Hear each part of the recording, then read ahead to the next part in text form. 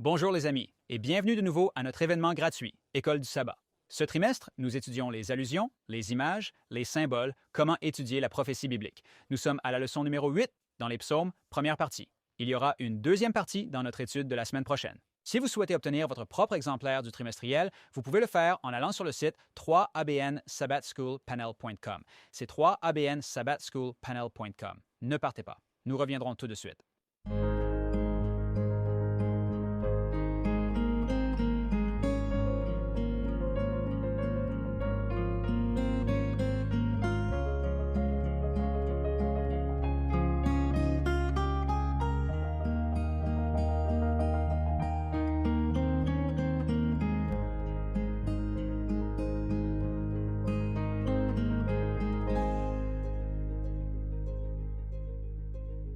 Bonjour les amis et bienvenue à notre panel de l'école du sabbat. Nous sommes ravis que vous soyez avec nous. Nous sommes à la leçon numéro 8, dans les psaumes, partie 1.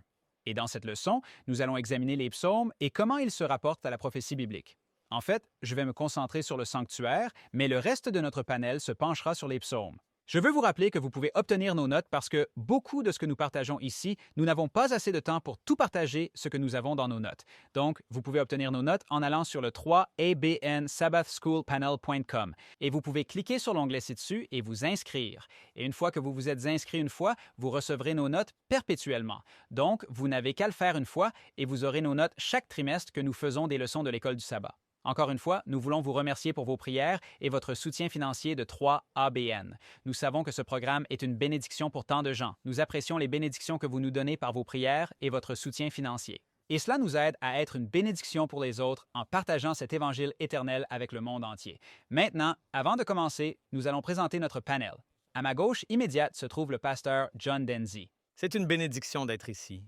J'ai lundi sur la montagne Sion. Amen. Et à votre gauche se trouve ma sœur en Christ, Shelley Quinn. Et je suis heureuse d'être ta sœur, contente d'être ici. J'ai la leçon de mardi sur la loi dans nos cœurs. Amen. Et à côté de vous, nous avons un véritable enseignant en Israël, mon frère en Christ, Daniel Perrin. Merci. J'ai le titre de la leçon de mercredi, Psaume 5, et nous allons nous pencher sur le Psaume 5. Et enfin, mais non des moindres, ma sœur en Christ, Jill Marconi. Merci beaucoup, Pasteur James. Jeudi, nous examinerons Enseigner aux transgresseurs tes voies. Amen. Amen. Alors, nous y voilà, mes amis. Nous avons une excellente étude de leçons cette semaine. Nous allons commencer dans Hébreu, mais avant de commencer, j'aimerais demander au pasteur John Denzi de prier pour nous. D'accord. Allons devant le Seigneur en prière. Notre Père céleste bien-aimé, nous te sommes reconnaissants pour les saintes Écritures. Quel privilège de savoir que nous pouvons avoir les Écritures avec nous où que nous allions. Et quel privilège de savoir que tu as promis d'être avec nous où que nous allions. Nous prions, Seigneur, qu'au fur et à mesure que nous étudions cette leçon, tu nous guides, tu nous enseignes, tu nous utilises. Nous prions pour la bénédiction de ton Saint-Esprit et nous prions aussi pour que tous ceux qui écoutent soient bénis en entendant tes merveilleuses paroles de vie. Au nom de Jésus. Amen. Donc, la leçon de cette semaine, nous allons examiner Hébreu chapitre 9. C'est ce que j'ai. Et puis, nous avons les psaumes et aussi l'Exode. Nous allons examiner beaucoup d'images du sanctuaire et aussi déverrouiller, encore une fois, certains des symboles que nous trouvons dans le livre de l'Apocalypse. Notre texte de mémoire se trouve dans l'Apocalypse chapitre 14, verset 1. « Puis j'ai regardé, et voici, un agneau debout sur le mont Sion, et avec lui 144 000, ayant le nom de son Père écrit sur leur front. » Le Quarterly poursuit en disant ceci. En tant qu'adventistes du 7e jour, nous avons l'habitude de chercher les symboles de l'Apocalypse dans les récits de l'Ancien Testament afin de mieux les comprendre. Ces récits, cependant, ne sont pas les seules bonnes sources. Ils sont dispersés partout dans l'Ancien Testament. Un des ouvrages particulièrement riches en informations est le Livre des Psaumes, une collection de poésie sacrée qui explore de nombreuses expériences humaines et possibles interactions avec Dieu, allant du désespoir face au péché et à la souffrance, à une joie débordante en sa présence et en ses promesses du pardon et du salut. Maintenant, nous allons passer à la leçon de dimanche, qui est intitulée « Notre souverain sacrificateur ». Il dit ici dans le trimestriel, Moïse ne fut pas autorisé à utiliser un modèle de son choix pour la construction du tabernacle. Dieu lui donna un plan à suivre, en regarde, et fais d'après le modèle qui t'est montré sur la montagne. Exode chapitre 25, verset 40. Dans le livre des Hébreux, nous découvrons que ce modèle est celui d'une réalité supérieure, le sanctuaire céleste. Et nous lisons cela dans le livre des Hébreux, principalement dans Hébreux chapitre 8 et Hébreux chapitre 9. Si vous regardez dans Hébreux chapitre 9, vous allez trouver que dans les versets 11 à 15, le Christ est devenu notre grand prêtre dans ce sanctuaire céleste. Maintenant, qu'est-ce que cela nous apprend sur ce qu'il fait pour nous? Eh bien, le livre de l'Apocalypse, bien sûr, est très riche en imagerie du sanctuaire. Et nous trouvons, dans le livre de l'Apocalypse, les chandeliers du sanctuaire mentionnés dans les premiers versets. Ensuite, nous avons l'Arche de l'Alliance explicitement mentionnée dans le chapitre 4, ainsi que dans d'autres chapitres. Et il y a de nombreuses allusions au temple tout au long du livre de l'Apocalypse. Nous allons examiner certaines de ces solutions dans un instant. Donc, sans une compréhension du sanctuaire de l'Ancien Testament, il devient impossible de saisir ce que Jean veut dire dans ses descriptions de ses visions. Donc, l'expérience d'Israël dont Paul parle, ces choses leur sont arrivées en tant qu'exemple pour nous et ont été écrites pour notre avertissement sur qui les fins du monde sont venues, sont très appropriées pour nous lorsque nous étudions le livre de l'Apocalypse. Alors, nous allons examiner un aperçu du sanctuaire dans le livre de l'Apocalypse. Pourquoi? Parce que dans le sanctuaire, nous avons ces deux appartements. Nous avons une cour, puis un lieu saint, et ensuite un lieu très saint. Et chacune de ces phases nous enseigne sur le plan de salut. Le parvis nous rappelle le sacrifice que Christ a fait. En fait, dans Hébreux 13, on nous dit qu'il est venu à cet autel et a été sacrifié là, hors du camp. Et ensuite, vous avez le lieu saint, où le prêtre officiant appliquait le sang du sacrifice en faveur des pécheurs repentants. Et ensuite, vous avez le lieu très saint, où le prêtre se rendait une fois par an le jour du Yom Kippour pour finaliser le travail d'expiation pour le peuple de Dieu. Maintenant, ces symboles sont effectivement repris dans le livre de l'Apocalypse, et ils indiquent précisément où nous en sommes dans l'histoire biblique. Regardons cela comme un exemple dans l'Apocalypse chapitre 1. Dans le chapitre 1 de l'Apocalypse, nous avons 7 chandeliers dorés où Jésus-Christ apparaît comme le Fils de l'homme dans la première vision que Jean nous donne. Ainsi, dans l'Apocalypse chapitre 1, nous voyons au verset 13, « Au milieu des 7 chandeliers se tenait quelqu'un qui ressemblait au Fils de l'homme, vêtu d'une robe jusqu'aux pieds. C'est une robe de prêtre et ceint autour des reins avec une ceinture dorée. » Donc, ce que nous avons ici, c'est que Jésus-Christ est représenté dans une robe de prêtre parmi les chandeliers, indiquant son œuvre dans le sanctuaire céleste. La Bible nous dit très clairement dans le livre des Hébreux que Jésus-Christ est allé au véritable tabernacle, le tabernacle céleste, que le Seigneur a dressé et non l'homme à son ascension. Où est-il allé lors de son ascension?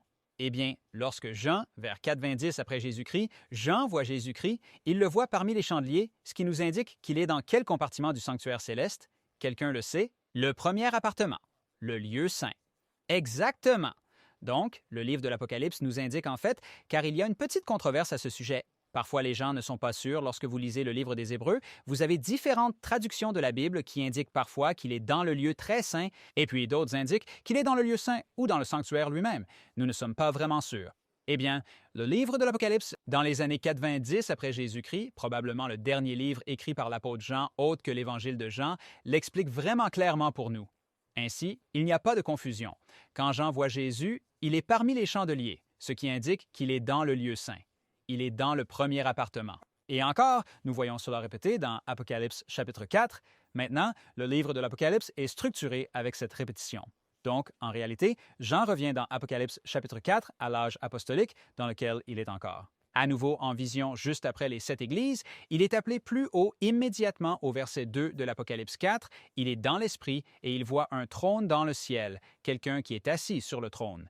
Puis, dans le contexte de cela, il est dit que là sont ceux autour du trône. Et Hébreu, excusez-moi, dans l'Apocalypse chapitre 4, verset 4, et je dis Hébreu dans l'Apocalypse 4, verset 4, et ensuite il dit au verset 5, « Et du trône sortent des éclairs et des tonnerres et des voix dans les 7 lampes de feu brûlent devant le trône. » Et cela, bien sûr, fait à nouveau allusion au chandelier à 7 branches, et cela nous dit qu'il est dans le lieu saint du sanctuaire céleste.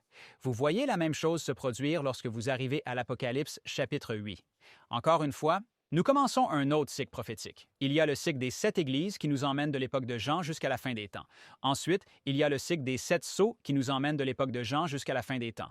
Puis, il y a le cycle des 7 trompettes. Et les 7 trompettes commence dans l'Apocalypse chapitre 8 et verset 2. « J'ai vu 7 anges, et à eux furent donnés, qui se tenaient devant Dieu, et on leur donna 7 trompettes.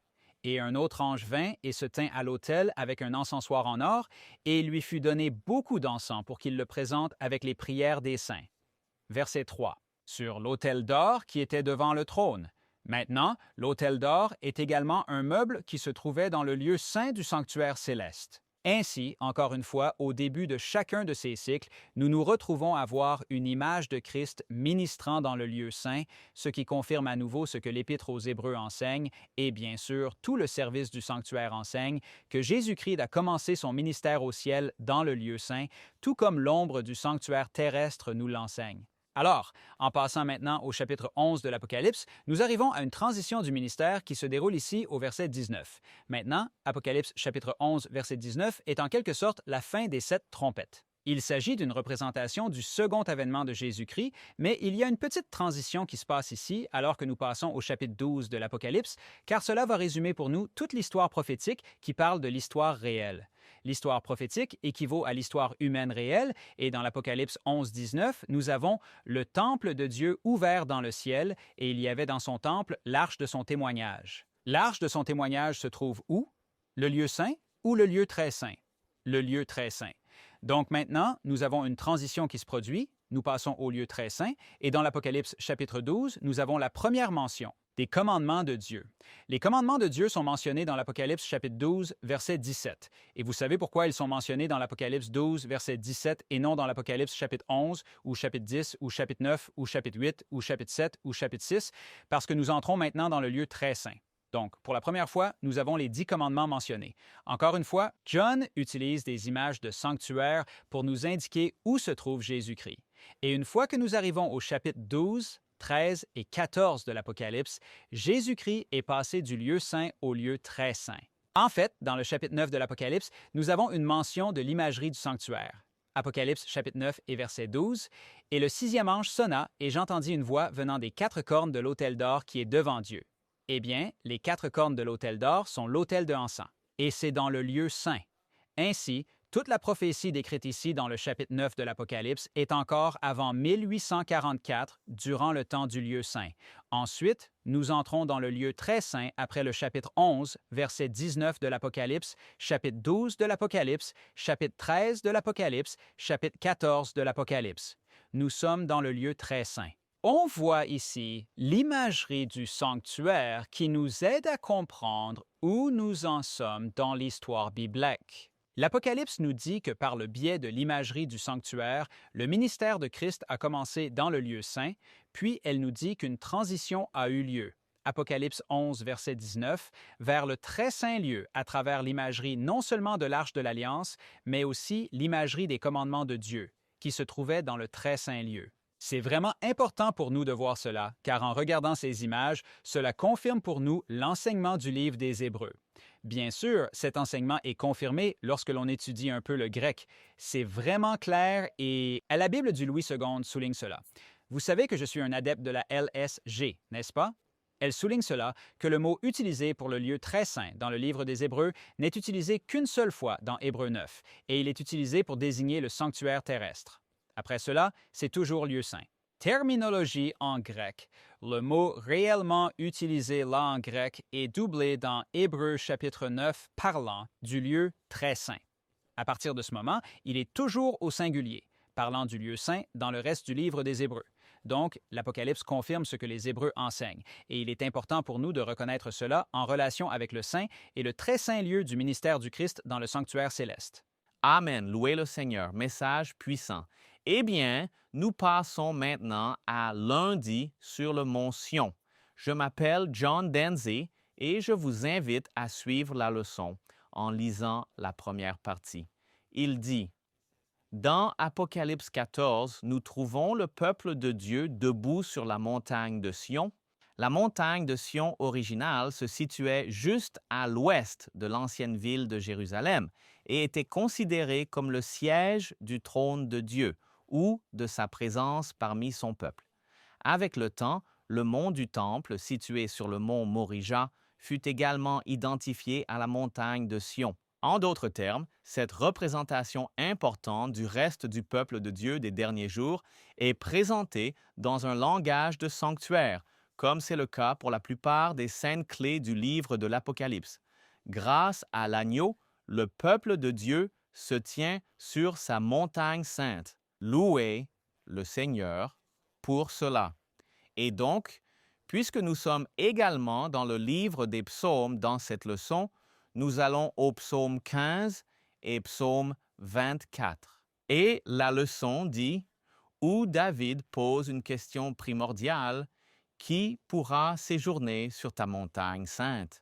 C'est une question puissante et nous devrions tous vouloir savoir, eh bien, qui pourra séjourner sur ta montagne sainte? On nous demande de comparer sa réponse dans ces psaumes avec la description des personnes debout sur Sion dans l'Apocalypse 14, versets 1 à 5, et nous y arriverons par la grâce de Dieu. Allons-y et commençons à lire dans Psaume 15. Verset 1. Seigneur, qui séjournera dans ta tente?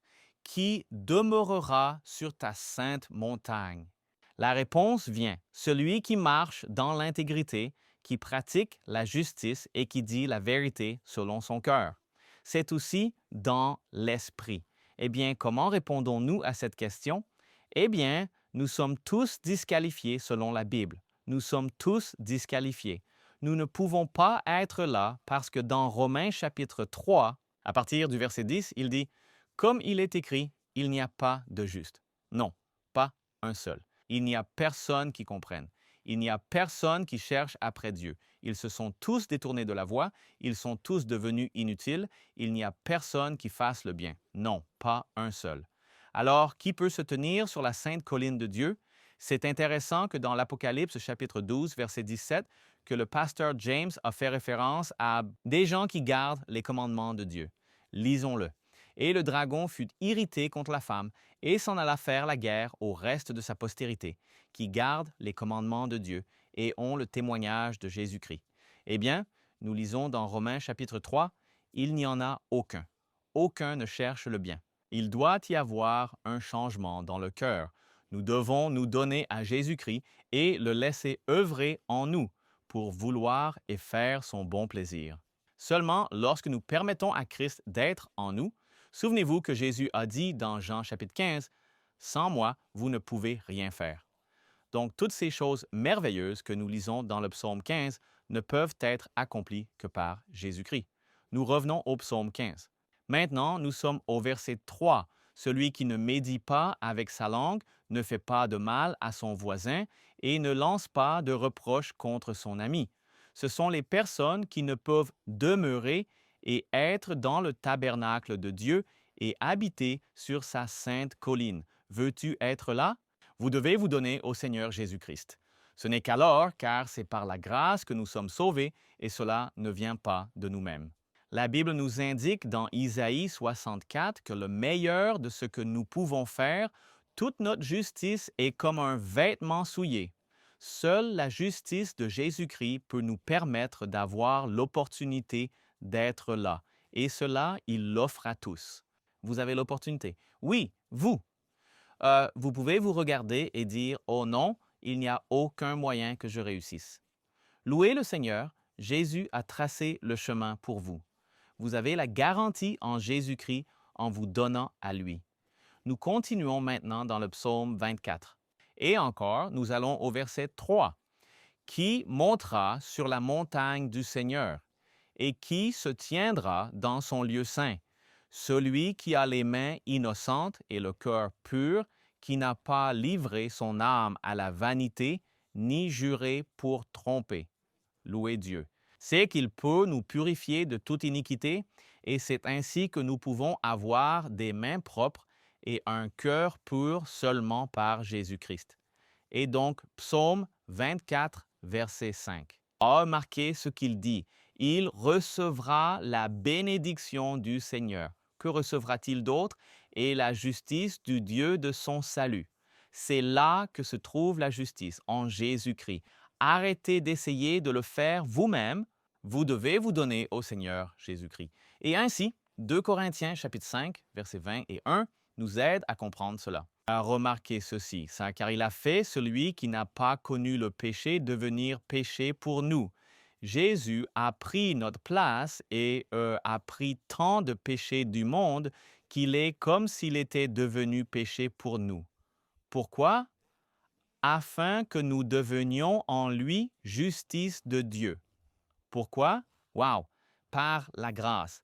C'est par la grâce à travers la foi. Gloire au Seigneur. C'est pourquoi je vous lis un passage d'un homme qui, à un moment donné, a dit qu'il est irréprochable. C'était Saul qui est devenu Paul par Jésus-Christ. Philippiens chapitre 3, verset 9, il dit « Et être trouvé en lui, n'ayant pas ma propre justice qui vient de la loi, mais celle qui est par la foi en Christ, la justice de Dieu par la foi. » C'est la justice dont nous avons besoin. C'est la seule justice qui nous permettra d'être sur la montagne sainte de Dieu. Et la leçon nous pointe vers 1 Jean 1er, verset 8, et la cite en fait. Et je vais juste la lire de la leçon. Elle dit, « Si nous disons que nous n'avons pas péché, la Bible enseigne que nous n'avons pas de vérité en nous. » Donc, nous avons tous péché. Nous avons tous besoin de Jésus-Christ. Et si vous m'écoutez, cela vous inclut. Et donc, veuillez comprendre que le monde entier, depuis Adam jusqu'à la fin des temps, a besoin de Jésus-Christ. Nous passons maintenant à l'Apocalypse chapitre 14, en commençant au verset 1. De belles écritures ici. Et maintenant, il dit, « Puis j'ai regardé, et voici un agneau debout sur le mont Sion, et avec lui 144 000. Que porte-t-il? Ayant le nom de son Père écrit sur leur front. Voulez-vous, à le nom du Père écrit sur votre front, vous devez venir à lui. Et bien que ce soit une belle chose que Jésus souligne, le Père vous rencontrera de loin. Oui, c'est une belle illustration. Nous continuons la lecture de l'Apocalypse 14, verset 2. « Et j'entendis une voix venant du ciel, comme la voix de grandes eaux, et comme la voix d'un grand tonnerre. Et j'entendis le son de harpistes jouant de leur harpe. Ils chantaient comme si c'était un cantique nouveau devant le trône, devant les 4 créatures vivantes et les anciens. Et personne ne pouvait apprendre ce cantique excepté les 144 000 qui avaient été rachetés de la terre. Ceux-là ne se sont pas souillés avec des femmes, car ils sont vierges. Ce sont ceux qui suivent l'agneau ou qu'ils aillent. Ils ont été rachetés d'entre les hommes comme prémisse pour Dieu et pour l'agneau. Et dans leur bouche, il ne s'est trouvé aucune tromperie, car ils sont irréprochables devant le trône de Dieu. Encore une fois, on ne peut être trouvé sans duplicité ou tromperie seulement, alors que vous vous placez entre les mains du Seigneur. Je manque de temps. Je dois agir rapidement ici. Allons-y et lisons la leçon très rapidement. Nous pouvons arriver à la conclusion. Nous ne pouvons arriver à aucune autre conclusion que c'est l'agneau qui nous permet de nous tenir sur Sion.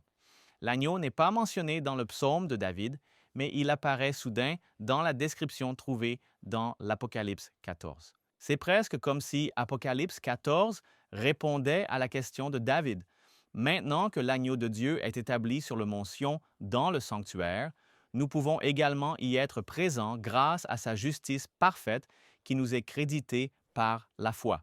Nous pouvons avoir l'assurance de pénétrer dans le lieu très saint grâce à le sang de Jésus, par un chemin nouveau et vivant qu'il a consacré pour nous à travers le voile qui est sa chair. Hébreux chapitre 10, versets 19 et 20. Alors, sans son sang, quel espoir pourrions-nous avoir? Et la question est résolue dans la leçon. Aucun, en fait. Sans le sang de l'agneau, vous n'avez aucun espoir. Acceptez le sacrifice que Jésus a fait pour vous afin que vous puissiez avoir cette merveilleuse et pure justice de Jésus-Christ. J'adore ce lien, Johnny, entre le psaume 15, le psaume 24 et l'Apocalypse 14. Je n'avais jamais vu cela auparavant. C'est magnifique. Qui va se tenir sur le mont Sion? Ceux qui obtiennent la justice qui vient de Jésus-Christ. Ne partez pas. Nous allons avoir un moment de mission et nous serons de retour tout de suite. Bonjour, je suis Greg Moriconi. Je suis ravi que vous vous soyez joints à moi pour le moment mission de 3ABN. Cette semaine, je veux vous raconter l'histoire de Carmelo. Il est né et a grandi dans un milieu urbain où, enfant, il se souvient que sa mère l'emmenait à l'église chaque semaine. Cependant, les services semblaient très longs et il ne se souvient pas avoir entendu beaucoup parler de Dieu. Pendant son adolescence, il ne ressentait aucune connexion avec Dieu. Son frère a rejoint un gang, vendu de la drogue et possédait une épicerie. Et quand Carmelo a commencé à travailler pour lui, les amis de son frère sont devenus ses amis aussi. Un d'eux lui a demandé de le ramener chez lui un jour, et alors qu'il s'approchait d'un feu, il est sorti en courant, s'est précipité vers la voiture devant eux.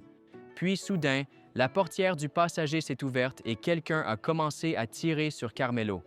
Bien sûr, il était absolument terrifié. Et plus tard, lorsqu'il vit les impacts de balles, il se demanda comment il avait pu survivre. Après avoir quitté cet emploi, il est retourné à l'école, puis a décroché un autre emploi où il a rencontré sa femme Tina. Mais bientôt, Carmelo allait prendre une décision qui changerait le cours de sa vie en rejoignant l'armée américaine. Je vous raconterai comment tout cela est arrivé et comment Dieu a utilisé 3ABN pour changer Carmelo et sa famille de manière profonde lors du prochain moment de mission 3ABN. Que Dieu vous bénisse abondamment aujourd'hui. Bon retour, chers amis. J'espère que vous avez apprécié ce moment de mission. Maintenant, nous passons à la leçon de mardi. Merci à vous deux pour vos leçons. Et je suis Shelley Quinn. Nous avons la loi de mardi dans nos cœurs. Donc, nous avons vu dans Apocalypse 14, verset 1, les 144 000, qui est un nombre symbolique, je crois, des rachetés de la terre, ont le nom de Dieu écrit sur leur front. Que pensez-vous que c'est? Pensez-vous qu'il y a des caractères de l'alphabet tatoués sur leur front? En fait, en examinant les Écritures, nous découvrons que le nom est plus qu'une simple étiquette. Le nom de Dieu et le caractère de Dieu sont tellement interconnectés que lorsqu'il est question d'avoir le nom sur le front de Dieu, je crois qu'il est inscrit, son caractère est inscrit dans leur esprit et dans leur cœur, et il reflète l'amour. Maintenant, quand Dieu a montré sa gloire à Moïse, souvenez-vous que Moïse est devenu si audacieux qu'il a dit « Oh, montre-moi ta gloire, Dieu ». Qu'a-t-il fait? Il est descendu et a proclamé son caractère. Laissez-moi vous donner un peu de contexte ici. Je ne peux pas m'en empêcher.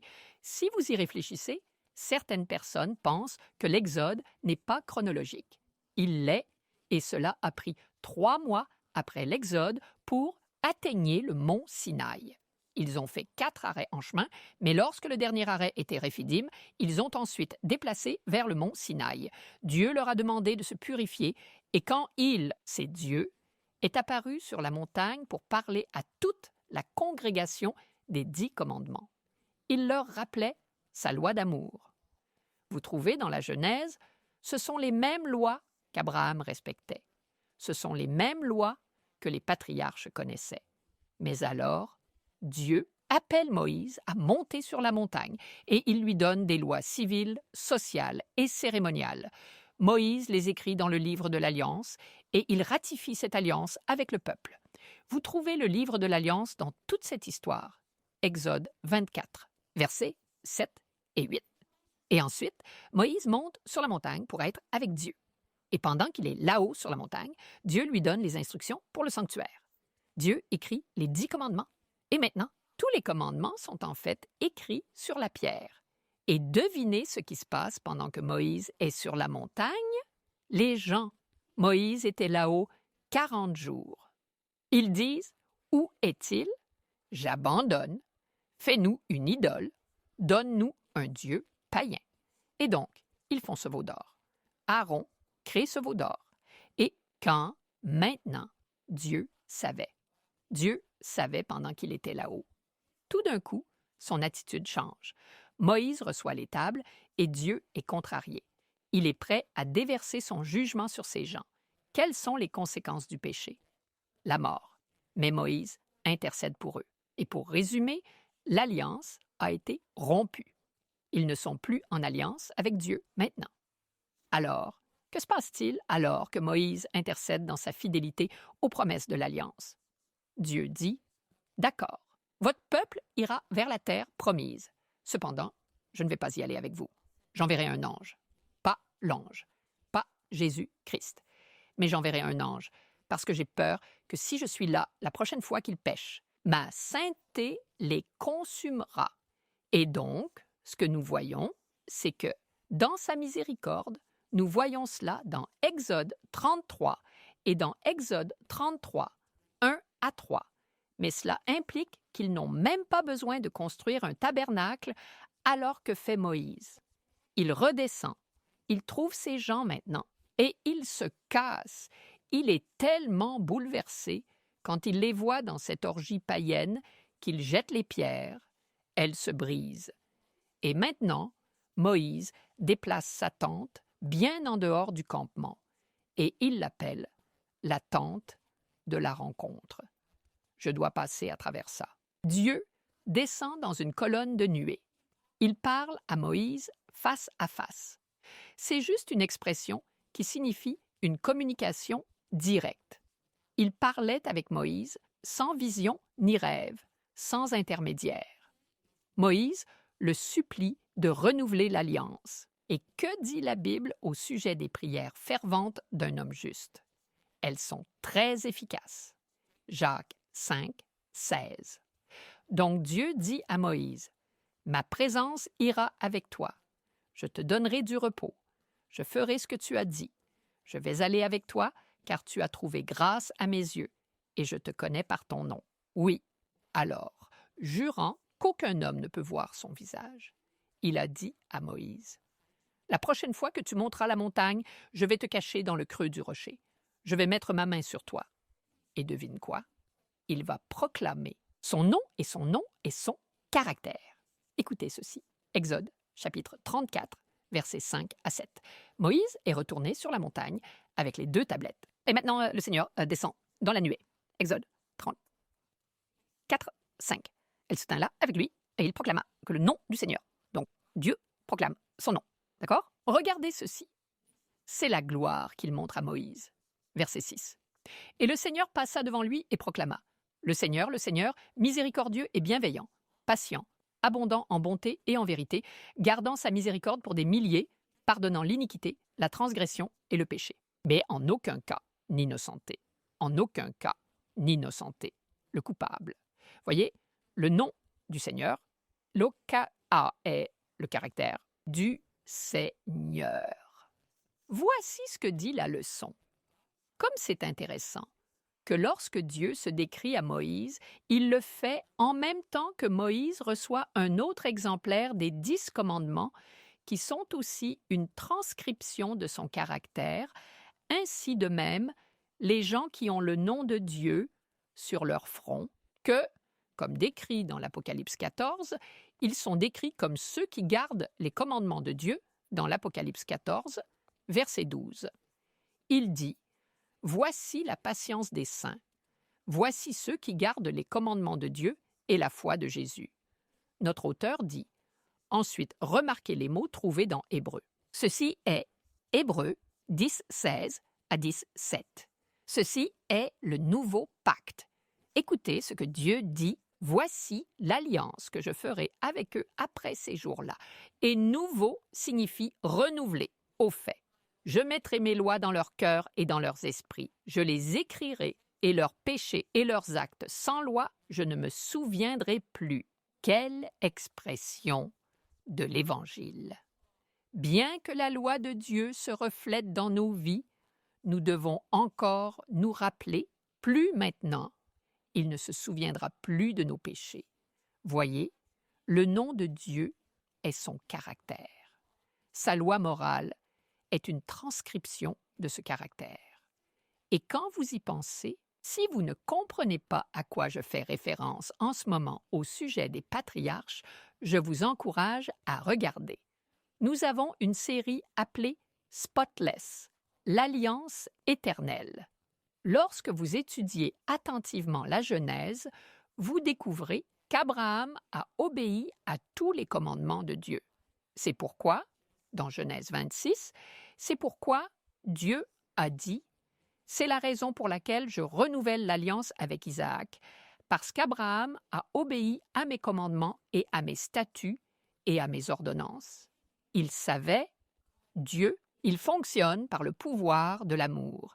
Et Dieu, parce qu'il le fait, il a dû dire aux gens, dès le début, ce que ses limites étaient. Les 10 commandements, les 4 premiers sont des limites pour montrer notre amour à un Dieu souverain, et le second tableau, les 6 qui concernent les relations horizontales, ce sont des limites de comment nous nous aimons les uns les autres. Voici le point, cependant. Si nous sommes sauvés par la grâce par la foi, et que c'est la justice par la foi, pourquoi la loi est-elle importante? Quelle est l'importance de la loi? Elle montre notre loyauté en tant que citoyens du royaume des cieux. Première épître de Jean, chapitre 5, verset 3, dit « C'est ici l'amour de Dieu que nous gardions ses commandements, et ses commandements ne sont pas pénibles. » Et l'un de mes versets préférés se trouve dans Ésaïe, chapitre 48, verset 18. Il nous montre pourquoi Dieu nous a donné la loi. Il a dit « Oh, si tu avais respecté mes commandements, et ta paix aurait été comme un fleuve, et ta justice comme les vagues de la mer. » Amen. Amen. Je m'appelle Daniel Perrine et j'ai la leçon de mercredi, psaume 5. Maintenant, la leçon nous dirige vers le psaume 5 comme un exemple parmi tant d'autres, avec des parallèles au chapitre 14 de l'Apocalypse. Le psaume 5 est une prière, c'est une prière confiante qui est excellente à Dieu pour sauver les justes et détruire les méchants. Cela ressemble au jugement dont on parle dans Daniel 7 contre les bêtes et en faveur des saints. Maintenant, le psaume 5 est une prière confiante, mais le chapitre 14 de l'Apocalypse est une réponse à cette prière.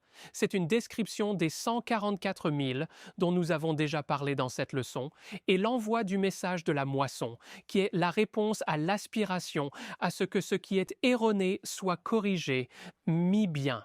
Donc maintenant, la leçon trimestrielle met en évidence un certain nombre de connexions très claires entre le psaume 5 et l'Apocalypse 14. Maintenant, je vais compter sur vous pour revenir. Et chacun d'entre vous, vous allez revenir et lire cette leçon dans le guide d'études de la Bible pour adultes. Ah, avec cela à l'esprit, je ne vais pas répéter ces leçons claires qui sont déjà écrites là-bas. Nous allons examiner quelques autres choses. Les autres connexions. Les messages des 3 anges dans le chapitre 14 de l'Apocalypse sont des avertissements finaux au monde, destinés à attirer les gens vers le Christ et à les éloigner du monde. Et les 144 000, ce groupe spécial, ont le privilège de participer à la diffusion de ce message au monde. Alors, qui sont ces personnes? Qui sont ces 144 000 avec cette mission essentielle, donnée divinement?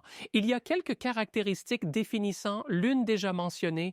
Ils ont le nom du Père inscrit sur leur front. Et nous trouvons cela en fait dans l'Apocalypse. Désolé, dans le psaume chapitre 5. Eh bien, qu'est-ce que cela signifie? Vous avez parlé du caractère de Dieu, mais pensez au front. C'est comme la partie rationnelle, intentionnelle, réfléchie de mon esprit. Il y a d'autres choses qui se passent dans mon cerveau que je vraiment. Elles se passent simplement. Elle se déroule là-bas. Mais c'est moi qui choisis. Vous savez, quand vous aimez quelqu'un et que vous l'aimez vraiment, vous les aimez, ils sont toujours dans votre esprit. Tu y es allé, n'est-ce pas? Tu sais ce de tous ceux qui se marient. Elle est toujours dans mes pensées et parfois tu vieillis et tu commences à penser à d'autres choses. Mais quand cela arrive, il y a cet amour profond et intense pour quelqu'un. Je pense tout le temps. Tu sais, elle est là dans mes pensées, tournant autour de cette personne que j'aime imaginer ça. Le caractère de Dieu est dans leur esprit. Leurs pensées se tournent vers lui. Et bien sûr, quand vous, ce à quoi vous pensez est ce que vous commencez à imiter, ce à quoi vous commencez à ressembler.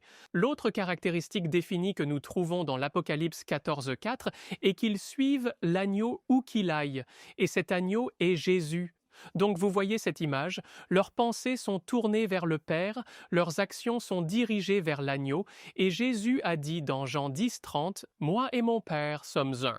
Donc tout est lié ensemble, leurs pensées, leur vie, ils sont tous liés, ils sont tous verrouillés. L'attention de l'esprit et du corps sont toutes dirigées vers le Père et le Fils et le Saint-Esprit, les remplissant également. C'est une image de ce à quoi ressemble le fait d'être scellé par le Saint-Esprit. Leurs pensées sont de Dieu, leur vie le reflète. Ils sont des adorateurs de Dieu en esprit et en vérité, à l'intérieur et à l'extérieur. Et le psaume 5 décrit cela. Il donne une image de ces 144 000. Nous allons lire les 3 premiers versets du psaume 5. Et prête l'oreille à mes paroles, ô Seigneur. Considère ma méditation. Sois attentif à la voix de mon cri, mon roi et mon Dieu, car c'est à toi que je prierai. Ma voix, tu l'entendras le matin, ô Seigneur. Le matin, je l'adresserai à toi et je regarderai en haut. C'est un psaume de prière, n'est-ce pas? C'est quelqu'un dont l'esprit, dont la vie est dirigée vers Dieu. Vous avez ce mot méditation. Et en fait, ce mot hébreu pour méditation là, dans le verset 1, n'apparaît que 2 fois dans la Bible. Ce mot hébreu particulier, c'est une réflexion, c'est un désir, c'est un gémissement, c'est une image d'un désir profond, quelque chose qui n'est pas juste, je réfléchis un moment, ou pour un temps donné, mais c'est comme un désir continu. Et puis le verset 2 dit « Mon cri, mon cri ». Eh bien, un cri, c'est quelque chose de sincère, c'est authentique, c'est spontané, c'est un débordement naturel de ce qui est déjà dans l'esprit. Vous ne pouvez pas fabriquer un cri. Un cri sort simplement. Tu ne joues pas un rôle ici dans une interview pour obtenir un emploi, tu sais. Si je peux avoir l'air bien, mettre les bons vêtements, c'est ce qui sort de lui. David, qui écrit cela ensuite, s'adresse dans le verset 2, il s'adresse au Seigneur Jéhovah, qui est un roi et il est un Dieu. Mais David dit « Mon roi ». Mon Dieu, ce n'est pas juste un concept théologique, c'est tellement personnel. Et Dieu est-il personnel? Et c'est cela que la prière doit devenir. Pas seulement des idées que nous récitons et répétons, mais Seigneur, toi en tant qu'individu, en tant que personne, je veux être connecté avec toi en amitié. David, curieusement, il est un roi, et pourtant il regarde Dieu et dit « Mon Dieu, roi, mon roi ». Nous voulons si souvent être le roi de notre propre vie, n'est-ce pas? Je veux le faire à ma façon, mais il dit « Je soumets tous mes désirs, toute ma gouvernance est subordonnée à toi. Tout ce que tu m'as confié, dont je suis responsable, en réalité, c'est toi qui es aux commandes, et je veux le faire à ta façon. » Verset 2, il dit « C'est à toi que je prierai. » Maintenant, d'autres peuvent vivre sans prier, ou du moins ils le disent et le pensent, mais pas les 144 000. Ils ne vivent pas sans prière. La prière fait partie de leur vie et ils parlent directement à Dieu. « À toi, je prie. » Pas d'intermédiaire. Les mots de personne d'autre ne seront meilleurs, même si quelqu'un d'autre priait pour moi. Et c'est bien de prier les uns pour les autres et de chercher les prières des autres, mais nous venons à Dieu en prière. Vous pouvez identifier les 144 000 par ceci. Leur prière n'est pas centrée sur eux-mêmes. Et une grande partie de nos prières, et Dieu veut entendre tout ce qui se passe dans notre vie, mais une grande partie de nos prières est « Seigneur, j'ai besoin de ça. Je veux ça. Je veux que ça soit réparé. » Mais ces 144 000, ils sont absorbés par son caractère, sa volonté. « Seigneur, quelle est ta volonté pour moi? Je veux l'entendre. » Le verset 3 dit « Ma voix tu entendras le matin, ô Seigneur. » C'est une vie de prière régulière. Ces heures matinales sont si précieuses quand tout est calme et silencieux, quand rien d'autre n'interrompt. C'est formidable en tant que parent de se lever avant les enfants, dire « Seigneur, c'est mon temps avec toi ». Jésus faisait cela, n'est-ce pas? Marc chapitre 1, verset 35 dit « Tôt le matin, bien avant l'aube, il se leva, sortit et pria. » Tu sais, le psaume 4 était une prière du soir. Les problèmes de la journée ne semblaient peut-être pas résolus pour David, mais il dit dans le psaume 4, verset 8 « Je me coucherai et je dormirai en paix, car toi seul, ô Seigneur, me fais habiter en sécurité. » Je peux aller me coucher et faire confiance à Dieu parce qu'il va me réveiller, et dès qu'il le fera, je parlerai à nouveau avec lui. Et c'est ce que le psaume 5 est. Le matin, le verset suivant dit « Je dirigerai ma prière vers toi ». Ce n'est pas l'idée de viser la prière. Il s'agit en fait, le mot hébreu est l'idée d'organiser le bois sur l'autel et d'organiser les pièces du sacrifice et d'organiser les pains de proposition sur la table des pains de proposition. C'est l'idée de mettre les choses en ordre, qu'il n'y a rien de hasardeux dans notre vie de prière. Ce n'est pas simplement des divagations aléatoires et irréfléchies. Ce n'est pas parce qu'il est tôt le matin que nous avons une excuse pour marmonner de manière incohérente devant Dieu. Parfois, nous sommes paresseux dans notre vie de prière et nous disons des choses comme « Seigneur, Seigneur, tu connais mes pensées, tu sais ce que je pense. » Bien sûr qu'il le sait, mais tu ne sais pas. Tu ne sais pas ce que tu penses. Et donc tu dis, Seigneur, je t'invite. Et nous lui demandons de nous aider à exprimer, parce que je ne peux pas dire à ma femme, lui dire, tu sais combien je t'aime. Je dois le lui dire. Je dois le mettre en mots. Et cela nous rapproche. Et donc cela permet à Dieu d'avoir l'opportunité de se révéler en nous alors que nous exprimons clairement et intentionnellement nos pensées à lui. Nous ouvrons chaque pensée. Trop de louanges aléatoires, trop de prières aléatoires dans notre vie. Nous devons être intentionnels. Ensuite, il dit « Et je regarderai en haut ». C'est l'incarnation d'avoir le nom d'un Père sur votre front. Ah, regarde vers le haut. Mes yeux sont dirigés vers toi. Et nous nous révélons pleinement à Dieu, et ensuite notre attention est complètement rivée sur lui, et j'ai l'image dans mon esprit d'un petit enfant regardant vers le parent, et tout à fait intentionnellement, ma vie tourne autour de toi, et de toi qui réponds à mes besoins. Chaque prière dans notre vie, au fait, reçoit une réponse. Parfois, le silence fait partie de la réponse de Dieu, mais attendons-nous patiemment, comme le dit ce psaume, Dieu dans la prière, où je tourne mon attention vers toi, je suis l'agneau partout où il va. Même si cela signifie que je ne comprends pas exactement ce qu'il fait parfois, ou comment les réponses vont arriver avec le temps. Et donc je vous demande à nouveau, vous, chacun de nous qui souhaite faire partie de ce nombre de 144 000, prions-nous, priez-vous, priez-vous, priez-vous vraiment? Et donc je vous mets au défi une fois encore à partir des mots de ce psaume, retournez et relisez-le en disant « Seigneur, je veux que ma vie reflète cela, que mon attention, mon cœur soit rivé sur le Père suivant l'agneau. » Amen. Merci, Daniel. Ce rappel pratique de la prière dans la vie du chrétien et les 144 000. Et Shelley et Pasteur James, quelle leçon incroyable. J'ai vraiment été bénie par cela. C'est tellement pratique et des choses que des principes que vous et moi pouvons adopter, internaliser et vivre. Je suis Jill Moriconi. Jeudi, nous avons Enseigne aux transgresseurs tes voix. Vous savez, nous commençons à témoigner, à enseigner aux autres. Vous ne pouvez pas partager ce que vous n'avez pas. Comment enseignez-vous la parole si vous n'avez jamais rencontré Jésus? Comment partagez-vous le salut si vous n'avez jamais été pardonné? Comment transmettez-vous ce que vous ne possédez pas vous-même? Nous avions regardé il y a plusieurs semaines, je pense, dans 2 leçons différentes, nous avons examiné l'appel d'Isaïe, dans Isaïe, chapitre 6, et comment Isaïe devait d'abord voir qui Dieu était réellement et lui-même, en contraste avec la sainteté de Dieu. Il a vu son propre péché et son indignité. Il s'est repenti, a confessé cela. Il a été pardonné et purifié. Et ensuite, et seulement ensuite, a-t-il pu être envoyé. Il a répondu à l'appel. Me voici. Envoie-moi. La leçon dit ceci. Une fois conscient qu'il était en paix avec Dieu, et malgré la conscience de ses fautes, il était prêt à travailler pour le Seigneur. Alors, nous allons au psaume 51. Tournez-vous avec moi vers le psaume 51.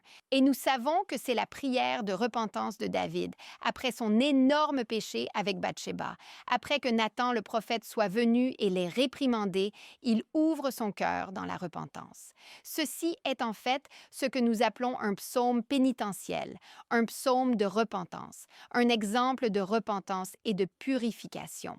Je vais l'aborder d'une direction un peu différente. C'est certainement un psaume de repentance et une prière pour le pardon de Dieu. Mais nous allons trouver 7 clés ou étapes que vous et moi pouvons utiliser en préparation au témoignage. Nous allons donc inverser cela et voir comment nous pouvons l'utiliser pour nous préparer à témoigner. Le premier point clé est d'être convaincu, reconnaître le péché et désirer la purification. Nous sommes dans le psaume 51, verset 7. « Purifie-moi avec l'hysope et je serai pur. » Lave-moi et je serai plus blanc que la neige. Vous savez, souvent quand nous témoignons, nous pensons « je vais commencer par le sabbat, je vais juste présenter le sabbat » ou « je vais commencer par l'état des morts » ou « je vais commencer ici ». La première étape du témoignage est de reconnaître ma propre péché, de mon besoin d'un sauveur, de la reconnaissance que j'ai besoin de me purifier. Purifie-moi avec l'hysope. Le mot « purger » signifie littéralement littéralement « dépêchez-moi ». J'adore ça, « dépêchez-moi ». Purifie-moi avec l'hysope et tu dis « attends une minute, je pensais que c'était le sang de Jésus qui nous lave de tout péché, l'hysope était ». Vous pouvez lire à ce sujet dans le Lévitique et les Nombres. C'était une plante utilisée dans les rituels de purification, mais il la trempait dans le sang et l'appliquait. Donc, le sang est toujours lié là. Dans Hébreux 9, versets 12 à 14, non pas avec le sang de chèvre et de veau, mais avec son propre sang, il est entré une fois pour toutes dans le lieu très saint, ayant obtenu une rédemption éternelle. Si vous regardez le verset 14, combien plus que le sang des taureaux et des boucs? Combien plus le sang du Christ, Jésus, qui par l'Esprit éternel s'est offert sans tache à Dieu, purifiera-t-il votre conscience des œuvres mortes pour servir le Dieu vivant? Donc, la première clé pour témoigner est d'être convaincu. Reconnaissez votre propre péché. Deuxième étape, être purifié. Nous passons de la conviction à la purification. Recevez ce pardon. Nous sommes toujours dans le psaume 51. Le verset suivant ici est le verset 9. « Cache ton visage de mes péchés et efface toutes mes iniquités. » Effacer, anéantir, complètement effacer, oblitérer. Vous voyez, une fois que nous avons reçu le pardon et la grâce, vous et moi pouvons en parler et l'enseigner. Alors d'abord, nous sommes convaincus. Le Saint-Esprit apporte la conviction dans notre cœur de notre péché. Ensuite, nous nous repentons et nous vivons le nettoyage de Jésus. Troisième étape, créer. Nous sommes au verset 10. « Crée en moi un cœur pur, ô Dieu, et renouvelle un esprit bien disposé en moi. » J'aime ce mot « créer », j'en ai déjà parlé. Je pense que c'est l'un de mes mots hébreux préférés, « bara », et il est utilisé pour l'activité de Dieu de créer quelque chose à partir de rien. Et il est toujours utilisé quand Dieu est le sujet. C'est le même mot utilisé dans Genèse chapitre 1. Au commencement, Dieu créa, Dieu bara, les cieux et la terre. Seul Dieu peut faire quelque chose à partir de rien. Seul Dieu peut prendre nos cœurs qui étaient morts dans les fautes et les péchés. Seul Dieu peut prendre un cœur sale et impur et y créer de la propreté, de la pureté et de la sainteté. Passons au numéro 4, changement. D'abord, nous sommes convaincus, puis purifiés, puis créés ou recréés, puis nous sommes changés. Verset 11. « Ne me rejette pas loin de ta présence. Ne retire pas ton Saint-Esprit. » La façon dont vous et moi pouvons être transformés à l'image de Jésus est si nous permettons au Saint-Esprit de demeurer en nous. Demeurerait en nous par la puissance du Saint-Esprit. C'est se rendre à lui, lui permettant de vivre à l'intérieur et de prendre décisions et ses choix quand il appelle notre cœur. Le prochain, numéro 5, contenté. En d'autres termes, rempli de sa joie. Nous sommes au verset 12. « Restaure-moi la joie de ton salut. » Soutiens-moi par ton esprit généreux. Tu vois, la joie vient du pardon, plus de conscience coupable. La joie vient de l'unité avec Christ, l'union avec Christ, marcher dans l'unité, rien entre moi et Jésus. La joie, elle vient de la présence de Jésus dans la vie d'un croyant. La joie du Seigneur sera votre force. Alors, demandez à Dieu de vous restaurer cette joie. Avez-vous déjà vu un chrétien malheureux? Avez-vous déjà été témoigné par un chrétien malheureux? Quelqu'un qui dit « Oh, Daniel, tu en as vraiment besoin. En auriez-vous envie? » Bien sûr que non. Incite les autres à dire « Je veux ce que tu as ». Numéro 6. Appelez après. Tout le reste a eu lieu. Vous et moi sommes appelés à proclamer l'Évangile. Au verset 13, quel est ce mot? « Alors j'enseignerai aux transgresseurs tes voies, et les pécheurs seront convertis à toi. » En d'autres termes, une fois que nous sommes convaincus de notre péché, une fois que nous sommes purifiés par le sang de Jésus, une fois que nous sommes créés ou qu'il crée en nous un cœur nouveau, une fois que nous sommes changés et remplis du Saint-Esprit, une fois que nous sommes satisfaits ou remplis de sa joie, alors nous avons quelque chose à témoigner. Alors, nous voulons gagner. Écoutez Steps to Christ, page 78. Ellen White dit ceci: dès que quelqu'un vient à Christ, un désir naît dans son cœur de faire connaître aux autres quel précieux ami il a trouvé en Jésus. La vérité salvatrice et sanctifiante ne peut être enfermée dans son cœur. Si nous sommes revêtus de la justice du Christ et remplis de la joie de son esprit intérieur, nous ne pourrons pas garder le silence. Si nous avons goûté et vu que le Seigneur est bon, nous aurons quelque chose à raconter.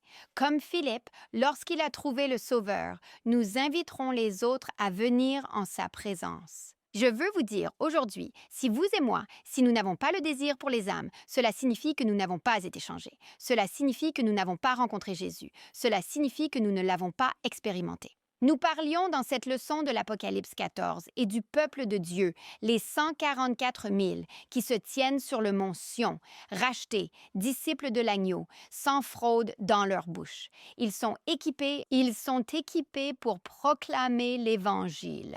Et enfin, la dernière étape. Choisis. Nous sommes choisis pour le louer. Regardez les versets 14 et 15. « Délivre-moi de la culpabilité du sang versé, ô Dieu, le Dieu de mon salut. Ma langue chantera hautement ta justice. Seigneur, mes lèvres et ma bouche proclameront quoi? Ta louange. » Témoignez de la bonté de Dieu. Louez-le pour ce qu'il a fait et ce qu'il peut faire pour vous. Remercie-le pour qui il est. J'adore Apocalypse chapitre 4 et 5. Ses expériences dans la salle du trône, la louange, l'adoration et le culte. Tu es digne, Seigneur, car tu nous as rachetés. Louez Dieu. Quand tu loues, d'autres personnes veulent connaître et découvrir le Dieu que vous servez. Amen, amen, amen. Merci, Jill. Nous avons donc beaucoup de belles vérités pratiques en regardant les prophéties de la Bible et en voyant comment elles se rapportent au reste des Écritures. Il ne nous reste que quelques minutes et nous allons avoir quelques pensées finales. Merci, Pasteur James. Donc, à la question, qui peut demeurer sur sa sainte montagne? Nous pouvons répondre, je peux, par la grâce du Seigneur Jésus-Christ. Vous pouvez, par la grâce du Seigneur Jésus-Christ. Alléluia, amen. La loi dans notre cœur, c'est la transcription. La loi était une transcription du caractère de Dieu. Où est la transcription? Quand c'est dans notre cœur, nous le reflétons. Psaume 37, 30 et 31. La bouche du juste profère la sagesse. Sa langue parle de justice. La loi de Dieu est dans son cœur et aucun de ses pas ne chancelle. Amen. Psalm 5, 7 à 8 donne une image continue des rachetés. Mais moi, par la grandeur de ta bonté, j'entrerai dans ta maison. Je me prosternerai avec crainte dans ton saint temple. Conduis-moi, ô Seigneur, dans ta justice à cause de mes ennemis. Aplanis ton chemin devant moi. Alors que nous envisageons d'enseigner aux transgresseurs tes voies, je pense que le don de la rédemption est une chose magnifique, que le sang de Jésus peut nous transformer, peut nous purifier et ensuite le pouvoir de Jésus avec l'esprit intérieur peut nous changer. Quel cadeau incroyable que toi et moi avons l'opportunité de recevoir puis de l'étendre, de le partager avec les gens dans votre sphère d'influence. Ne soyez pas découragés s'ils disent « Je ne suis pas sûr de cela ». Priez. Présentez-le au Seigneur et il vous utilisera comme son témoin. Amen. Amen. Maintenant, c'est le moment, amis, de le faire. Vous savez, dans le chapitre 15 de l'Apocalypse, il nous est dit concernant l'arche du témoignage étant révélée à nouveau dans le ciel. Donc, encore une fois, nous sommes dans la dernière phase du ministère du Christ dans le sanctuaire céleste, Apocalypse chapitre 15. Et puis, il nous dit que les 7 anges avec les 7 dernières plaies vont sortir de ce testament. Et puis, il dit dans Apocalypse chapitre 15, verset 8, « Et le temple fut rempli de la gloire de Dieu et de sa puissance. Et personne ne pouvait entrer dans le temple jusqu'à ce que les 7 dernières plaies des 7 anges soient accomplies. » En ce moment, ces fléaux sont retenus. En ce moment, les 4 vents sont retenus. Nous avons un médiateur dans le sanctuaire céleste, dans le lieu très saint du sanctuaire céleste. C'est maintenant le moment de profiter de ce don de salut, de la justice de Jésus-Christ. C'est maintenant le moment d'entrer dans ce temple par la foi, dans ce lieu très saint par la foi, et implorer le sang de Jésus-Christ, la vie et la mort de Jésus-Christ en votre faveur. Vous savez, la semaine prochaine, nous allons continuer avec ce thème. Nous venons de faire Dans les psaumes, partie 1. Eh bien, la semaine prochaine, ce sera Dans les psaumes, partie 2. Nous voulons donc nous assurer de vous encourager à nous rejoindre. Pour l'instant, nous allons terminer par une prière. Père céleste, merci encore infiniment pour chacun et chaque Perspicacité et vérité, ce message de l'Évangile que tu nous as donné et à chacun de nos auditeurs, s'il te plaît, continue de les bénir, de nous bénir, guide nos cœurs vers le ciel, aide-nous à nous tenir sur cette montagne avec Jésus, le suivant partout où il va. Nous demandons et prions au nom de Jésus. Amen.